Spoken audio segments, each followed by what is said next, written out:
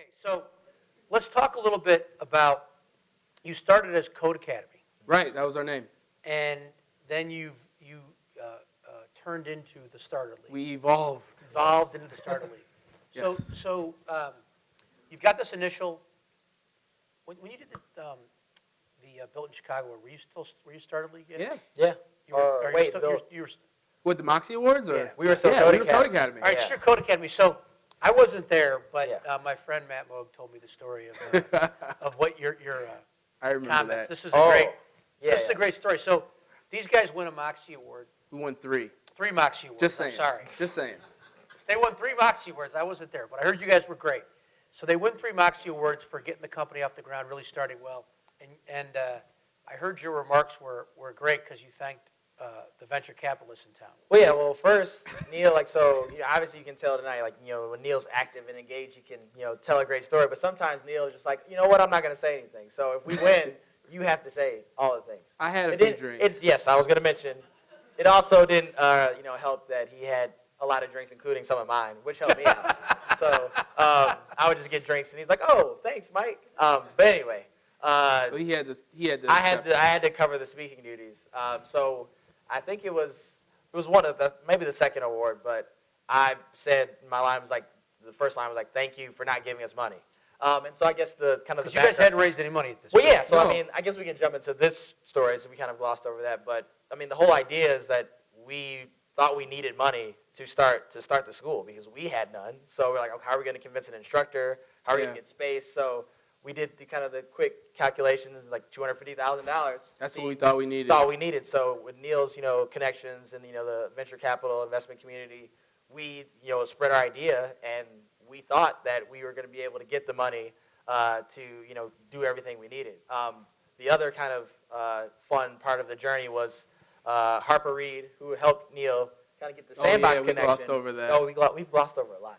You guys have a lot Yeah. for just young guys. You got a lot it's of it's been a fun past few years. That's great. Right. So after we decided to go in with this Code Academy idea, we were going around Chicago, spreading the idea, getting everyone really excited.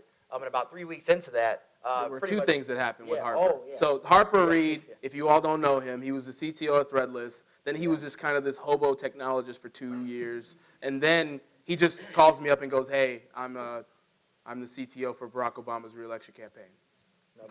So, I mean, it was cool to be friends with him, but it was funny because he had just introduced me to a guy who had a software development shop in Uruguay. And he basically connected me to this guy who, he was the original Rails developer for Twitter. And he had the software development shop in Uruguay.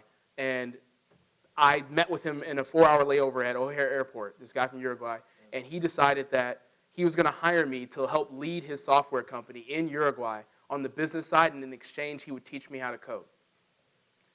I bought a plane ticket right there. I had $2,000 in the bank. I spent $1,000 on a ticket to Uruguay because I thought I was going to do that. Yeah. Then the next week, Harper drops the bomb that he's working for Barack Obama now, and that also he has a position on the campaign for one of the product leads for the software division.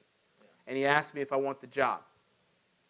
So I have Uruguay, I have this Code Academy idea, and then we have this opportunity, or I have this opportunity to work for Harper, for Barack Obama and get him reelected. And I said no. I said no immediately. And the reason I said no is because Mike had sacrificed so much to work with me and to do this. So I turned it down. And then the next week, Harper calls back and says, "We'll hire both of you." So we had a tough decision on our hands. I decided not to go to Uruguay. I canceled my plane ticket. Did not get a refund. It sucked. Yeah. But then we were like, all right, do we help reelect the leader of the free world, or do we try to start this school that we have no idea is going to be successful at all? And after a couple weeks of debating, and Michael Slavey, Harper's boss, got into the mix and all this stuff, we ultimately decided to still try to start the school. Yeah. So that was a really, really difficult decision for us because we had a lot of other opportunities that we could have pursued at that point because people were impressed by what we had put ourselves through in teaching ourselves how to build stuff. Yeah, right around that time was when this 1871, it was a tech center kind of project was going on, because in March of that month we were getting the community development, but also the entrepreneur community really excited about our idea, and that's still when the Uruguay trip was still in play. I think even before we'd even got offered, like, Neal got offered the Obama position, but I remember there was one distinct conversation that Neal had with Troy, and it was when all this, like, it was like really building in the spring of 2011, and I think Neal asked him, like, paraphrasing the question of, like, should I go? Because he was going to be gone for a whole summer. So I was going to have the apartment to myself for 3 months. So I was like, oh, yeah, Neal, just go to Uruguay. We'll be fine here. But it got to a head when we were like, hey, we want to build this school to teach people how to code. And it was this tech center idea to build a physical place in downtown Chicago. There was murmuring of a tech center.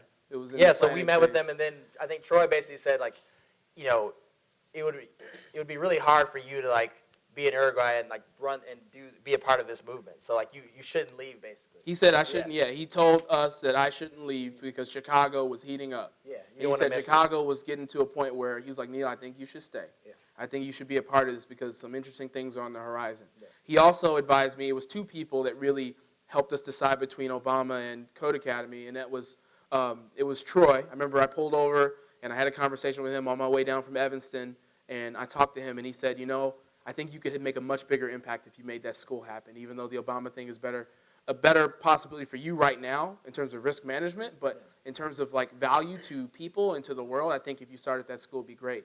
The other person that convinced me to do it was Kevin Willer. So at Experience, when we met, and I'm going to quote you, he said, look, this is bigger than Obama. That's what he said. Yeah. And I was like, okay, all right, I guess we're going to do this. There's even more juice in this story now. It's all coming back. But that was Future Founders.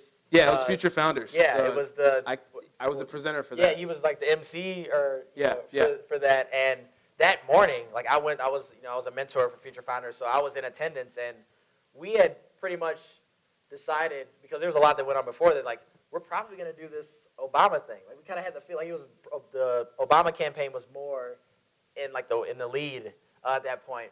But after Neal had this meeting with Kevin and he emceed the event, then he got pulled away by Harper and Michael Slavey. Michael Slavey, yeah, we met with Michael Slavey, and then they pulled us back over to the Obama side. I don't want to belabor this too much, but the short of it is basically we kept going back and forth, and then Friday night at 7 p.m. I got a phone call from Steve Collins, who's helped out with Behind 1871, and he said, how much do you need to make this happen?